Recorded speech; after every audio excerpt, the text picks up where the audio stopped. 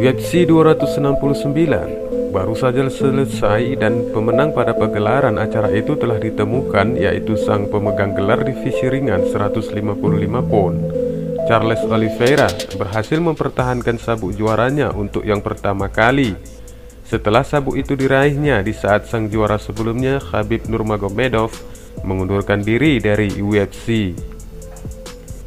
Meskipun sejumlah mata melihat bahwa petarung Brazil itu telah sukses mempertahankan gelar dengan memaksa lawannya Dustin Poirier untuk menyerah, namun para penggemar yang menyaksikan pertarungan acara bayar pertayang tersebut menemukan satu kejanggalan yang dilakukan Oliveira di saat bertarung melawan Poirier sebelum ia menyegel kemenangan submissionnya.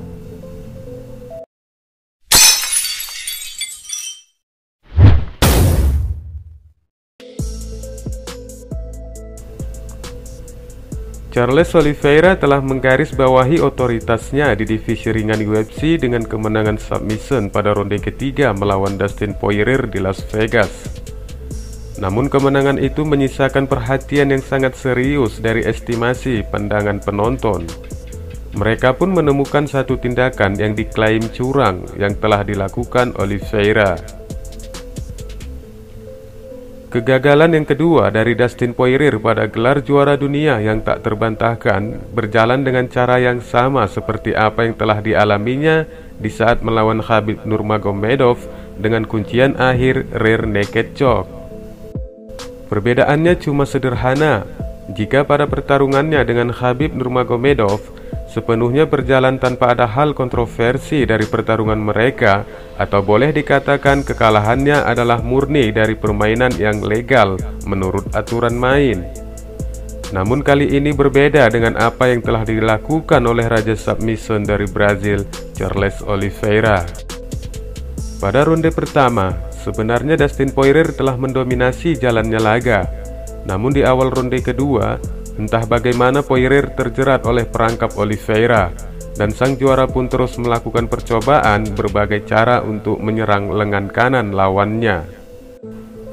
Namun di saat Poirier berusaha untuk lolos, rekaman menunjukkan bahwa Oliveira meraih sarung tangannya, sesuatu yang dilarang dalam aturan seni bela diri campuran.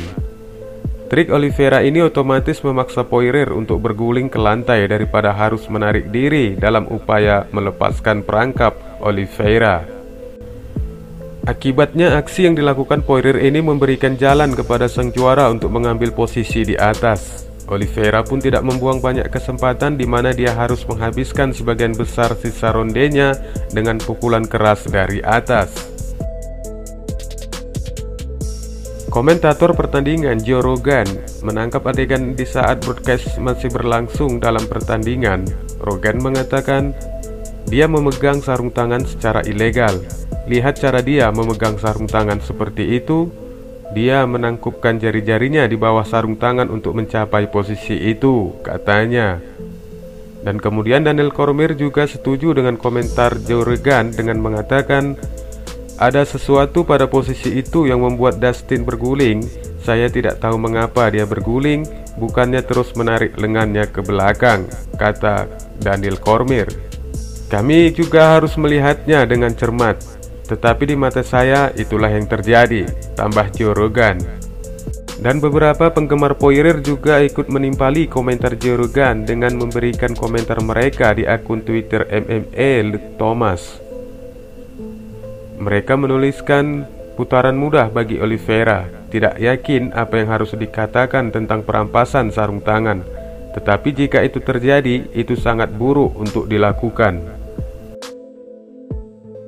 Kekesalan para penggemar dari pertarungan ini benar-benar telah terjadi. Namun sementara itu Dustin Poirier tidak begitu yakin dengan apa yang telah diperlihatkan publik melalui rekaman pertandingannya melawan Oliveira. Dalam konferensi pers pasca pertarungannya di UFC 269, Poirier mengatakan jika pelatihnya Mike Brown menanyakannya di ruang ganti, kenapa Poirier tidak melepaskan sarung tangannya di saat Oliveira menjeratnya dengan upaya kuncian dan bukan malah sebaliknya dengan berguling ke lantai. Saya tidak merasakan jari saya di sarung tangan, tetapi saya mencoba menarik lengan saya dan rasanya jari saya seperti ada di sana dengan baik. Tetapi Mike bertanya kepada saya di ruang ganti, setelah mengapa saya tidak menarik tangan saya keluar. Saya telah mencobanya, kata Poirier. Dari rekaman pertarungannya yang menunjukkan kecurigaan para penikmat UFC atas dugaan kecurangan yang dilakukan oleh Oliveira, secara mengejutkan Poirier malah menolak estimasi tersebut, dan dia pun bergabung dengan beberapa orang lain secara online yang mengatakan bahwa Oliveira tetap dalam aturan sepanjang pertahanan pertamanya atas mahkota gelar juara divisi ringannya. Saya tidak tahu apakah jari-jarinya ada di sarung tangan saya atau tidak.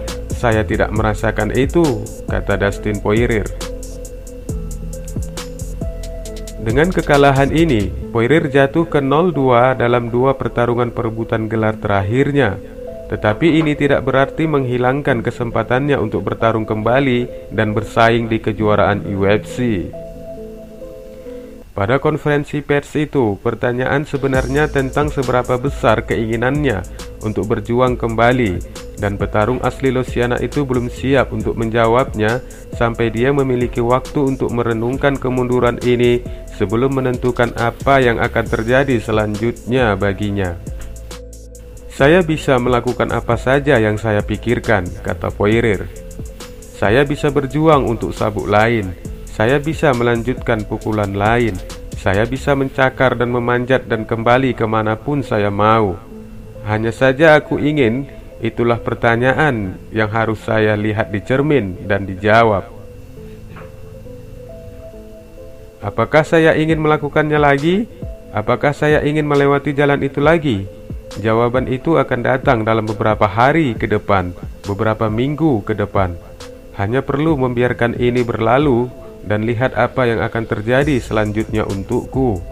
Tetapi jika itu ada di hati saya dan itulah yang ingin saya lakukan, saya akan berada di sini lagi untuk memperebutkan gelar juara dunia lainnya, katanya.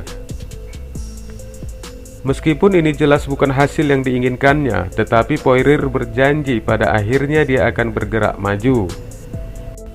Saya bahkan tidak ingin memikirkan siapa atau apa selanjutnya. Ini merupakan tahun yang gila bagi saya. 3 pertarungan besar, aku hanya ingin pulang bersama keluargaku. Saya sehat, mereka sehat.